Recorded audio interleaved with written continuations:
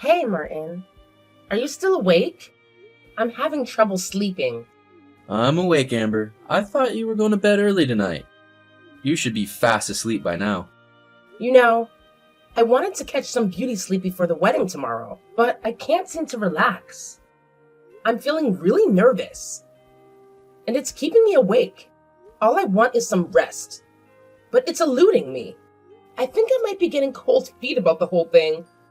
Well, you're usually up until 1 a.m., so that's no surprise. But didn't you get a chance to unwind? It's been a while since you visited your parents' place. Yeah, that's true. Dad seemed pretty emotional during dinner.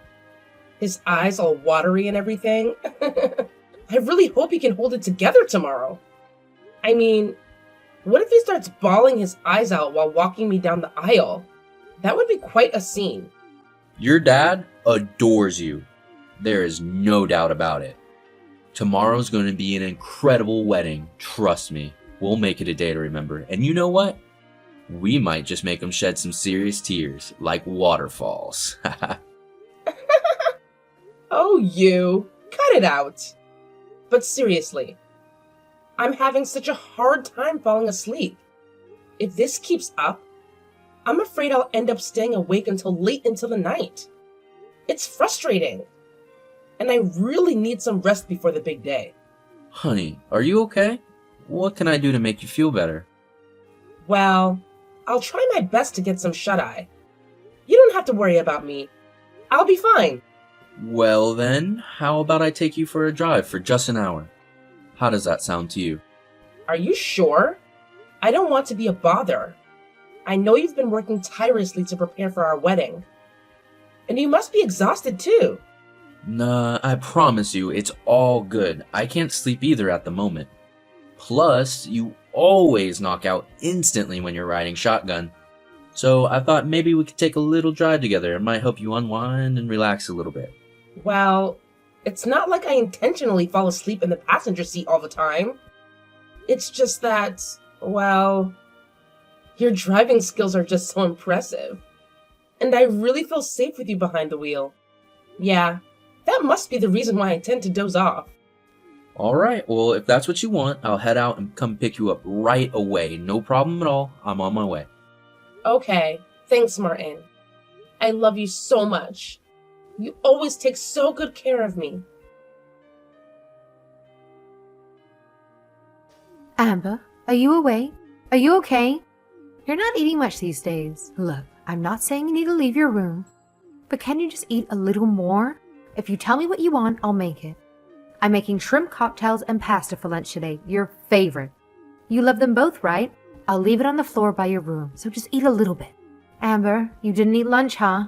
Are you really all right? You didn't eat anything last night either. I'm worried because you're eating less and less these days. What if we lose you as well? Please, I think it's time you face what happened to Martin. I'm sure this is very difficult for you, but Martin would be sad to see you like this. Stop it. Don't say Martin's name. You know I can't stand it. Amber, you might not want to, but listen to me. The other day when Dad and I went to visit Martin's grave, we happened to see Martin's parents. They were really worried about you, Amber. They said that you probably weren't ready to face them directly, but they had a message for you. They said they were so glad that you were the one to marry their son, Amber. They want you to live on without blaming yourself. They want to meet up with you once you can come outside. See? There are people who are waiting for you to recover. Of course, Dad and I want to see you back living normally too. So please. Please stop. I'm aware that I can't continue like this. But it's just so hard for me to control my thoughts and feelings. I can't shake off this belief that it's my fault. That's not true. It's not your fault at all, and you know it. I have a feeling that's what everyone secretly believes, deep down inside. They think it's all my fault that Martin is gone. But no one has the guts to confront me about it. Why won't they? I'd rather have someone shout in my face than endure this suffocating silence. If only I hadn't told Martin about my sleep trouble. He wouldn't have gotten behind the wheel that night. And if he hadn't driven, he wouldn't have lost his life. It's all because of me. And it's eating me up inside. Darling, no one is thinking like that. And you shouldn't blame yourself either. You are not at fault, not in the slightest. It was the other driver's irresponsible act of texting and driving that caused the accident. Remember, you are a victim too, Amber. You were so severely injured that you had to endure nearly a year-long hospitalization. Please don't burden yourself with guilt that doesn't belong to you. Mom, if I could have one wish right now, I'd honestly wish that I had died alongside him. It feels like it would be easier than living with all this unbearable pain and sadness weighing me down. Seriously, don't even go there. It tears me apart when you talk like that. You've got to understand, every life matters, including yours. Ending it won't fix what's already happened. We need to find a way to get through this together and keep moving forward. I just don't get it, Mom. Life seems so pointless now. I lost the person I loved the most on the day before our wedding. It just feels like I'm cursed or something. Why did I have to be the one to survive? Martin was always kinder and smarter than me. I wish he had made it instead of me.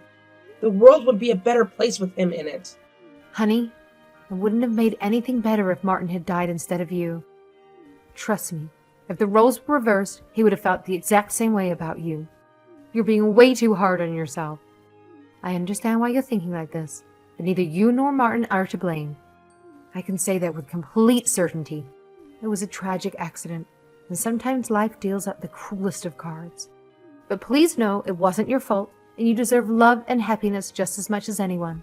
I'm sorry, but I can't think of it in that way.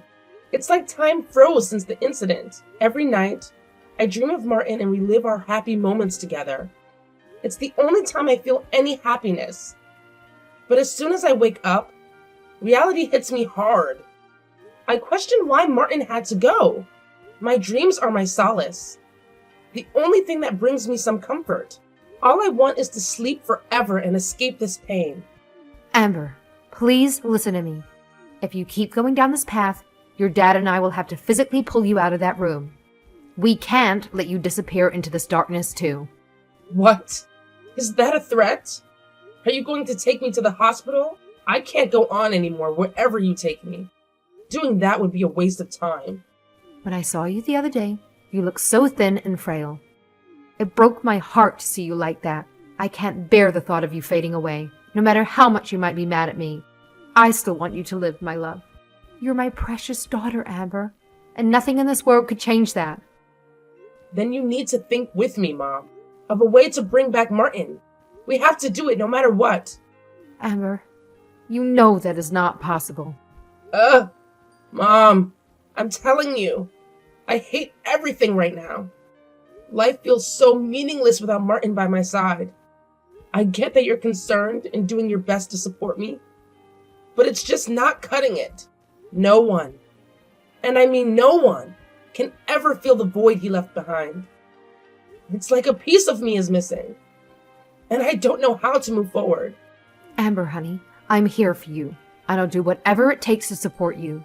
But listen, if you keep avoiding the truth, it becomes really hard for me to help you. I want nothing more than to be by your side, but you've got to be willing to face the reality. Together, we can find a way through this, but it starts with acknowledging what's really going on. Trust me, I'm here to guide you every step of the way. Then just forget about me. I don't want to face reality.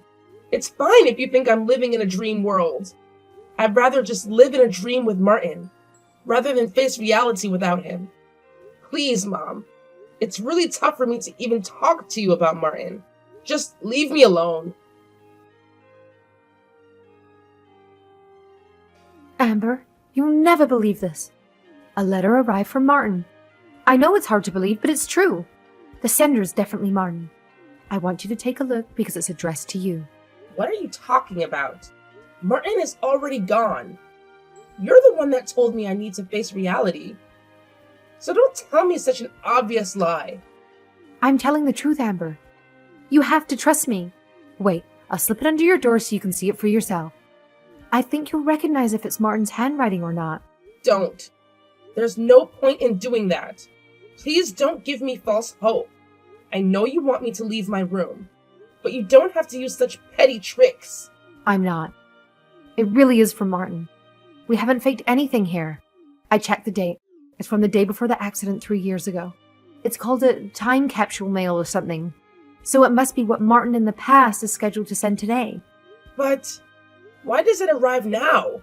I don't get it. We won't know until you take a look, right? So I think you should take your time and give it a read. Okay, got it. I'll take a look. To my beloved Amber, happy anniversary, my love. As I write this letter, we've officially spent 3 amazing years together. I hope everything is going well for us. Originally, I had planned this letter as a surprise for our anniversary, but then I heard from a coworker that the honeymoon period tends to wear off after 3 years. I'll have to admit, it made me a little anxious. I just hope we haven't fallen into the trap of monotony in our married life. Don't blame me for being concerned, alright?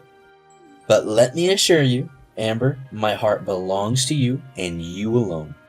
I understand how work can be stressful and how may sometimes take each other for granted. But I sincerely hope I haven't let any of that affect our relationship negatively. If there are things you want me to work on, please share this letter with me as well. Communication is key after all. Remember when we were first introduced through Andy? My initial impression of you was that you were shy and gentle. Honestly, I thought we might have some difficulty getting along. But as I got to know you better, I realized that was not the whole picture. You were strong, independent, and have a vibrant personality. You had this incredible ability to light up any room you entered. It was not love at first sight for me, but I fell head over heels for you surprisingly fast. I may have came on a bit strong at first, and I remember you being a bit hesitant, but in the end, you chose me. You made the decision to spend the rest of your life with me, and that's something I'll forever cherish. Amber, the time I have spent with you has been the happiest of my life. I feel incredibly blessed to experience this kind of love. I made a personal vow to make you happy, to ensure that you feel grateful for having met and married me. In times of disagreement or conflict, I want you to remember this letter. I can be stubborn, I'll admit, and expressing my true feelings isn't always easy. But you know me better than anyone. You mean everything to me, Amber. Your beautiful smile, your positive attitude, I adore every single thing about you. Life is unpredictable, and I'm certain we'll face our fair share of challenges along the way. But as long as I have you by my side, I'm confident we can overcome anything that comes in our way. I'll always be there for you, supporting you through thick and through thin. Please never forget that. I love you more than words can express. Forever yours, Martin. Amber, are you okay? You read the letter, didn't you? Yeah, I read it. No doubt about it. It was definitely from Martin. I recognized his handwriting in a heartbeat. Right. I'm not sure if I should ask, but what was the letter all about? I mean, if you're comfortable sharing, please do, but I don't want to pry too much. Well, he was worried that our married life might get boring after 3 years. Can you believe it? He's such a big worrywart. Oh, that's Martin for you, no doubt. Remember when we went on that vacation together? He packed like he was preparing for the apocalypse, just in case of any emergency. Everyone kept telling him he was overdoing it, but I guess you could say he's just really organized. Ah, those are some great memories, weren't they? We had so much fun on that trip. Yeah, Martin used to say he wanted to make me happy. He fell for my upbeat and cheerful self. But if he saw me now, I think he'd be disappointed. I've changed so much, and not in a good way. I can't blame him if he didn't like what he saw anymore. Not at all, but he would be really worried. And the Martin I knew would do anything to make you feel like yourself again. Aw, that's not fair. This letter caught me off guard, and it feels like Martin is still here with us. I was just going through old photos of him and me, you know? He looked so happy in all of them. But it wasn't just him. I could see how genuinely happy I was too. And it's bittersweet. It's hard to believe that those moments were real. And now he's gone. But I'll always cherish those memories and hold on to the happiness we shared together. Yeah, you two always look so happy together, sweetie. I thought you were a perfect match, like a puzzle that just fits. And not just that, you both got along so well with each other's families, too. It was heartwarming to see how everyone adored the two of you.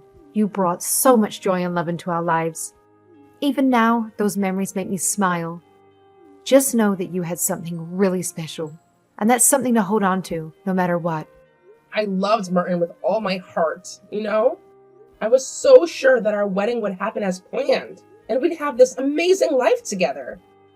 We talked about enjoying our time as a couple, having kids, and growing old side by side.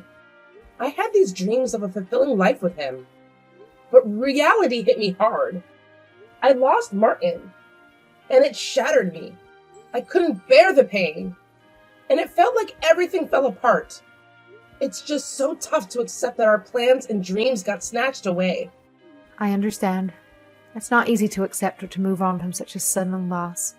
Yeah, but I felt a little strange after reading this letter. I felt like Martin was still watching over me 3 years later. I wanted to tell him not to say things like that to me, not to leave me again. But I can't help but be overwhelmed by my love for him. Even when I'm broken like this, reading his letter made me smile. My head is swimming with all sorts of emotions. It's maybe best to describe that I feel it's unfair he's done this to me. Oh, Martin really is well organized, leaving you such a thoughtful letter in advance. But I feel what he's done is a little unfair to me and your dad, too. Huh? Why is that? Your dad and I have been watching over you for 3 whole years, making sure you're okay. But you know what's incredible? It only took Martin one single moment to make you feel bitter.